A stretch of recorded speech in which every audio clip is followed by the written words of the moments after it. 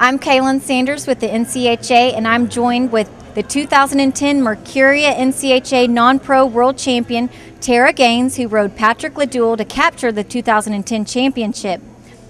Tara, now you were also the show champion by winning, what, 2 or 3 rounds? I won 2 of the rounds, and then I think I was 4th last night and 4th again tonight. So real consistent.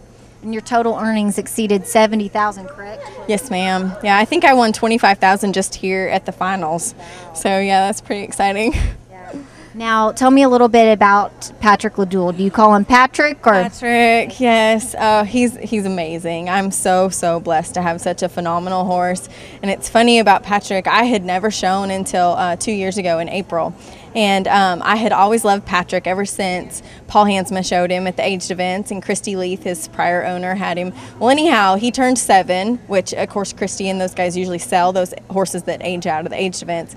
So anyways, I had always loved him, and the funny thing about it is that Mary Jo actually tried Patrick and was going to buy him, and Matt called me and said, hey, look, I think Mary Jo just bought Patrick. They were at a show, and Mary Jo showed him on a permit to see if it fit, and anyhow, and so he called me and said, I think Mary Jo just bought Patrick, and I said, well, that's great because he's a phenomenal horse, and he'll go on and win the world with her, and everyone will then know what a great horse he really is, and the sale all fell through.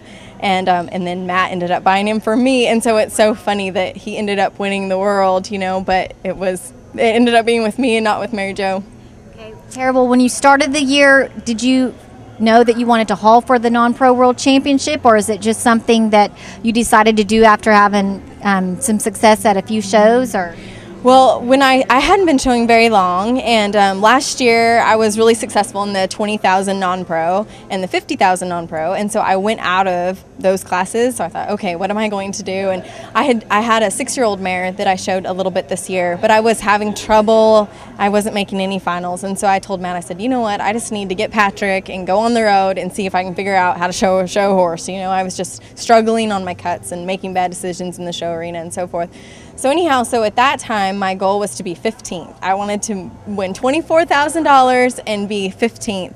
And in September, it came apparent that I had won enough money to for sure secure a spot in the top 15, and I was happy with that. But there were several people, Wade Rust and Pete Branch and a few other people, and they're like, you know, if you would just keep going a little bit, you could really, you know, move up the standings. So, and at that time, Mary Jo was 20,000 ahead of a big group of us. There was a big group of us that were all kind of, you know, real close. And so I thought, well, you know what, if I was to go a little bit more, maybe I could be 2nd. And, you know, reserve world champion, that'd be amazing. And so I just kept going, and little by little, and once I came in here to the finals, I was 5,600 behind Mary Jo, and then I won the first round, which paid $64.10, and so I went ahead of her the first night. So it was pretty amazing. Well, very well deserved. Congratulations, Tara. Thank you so much.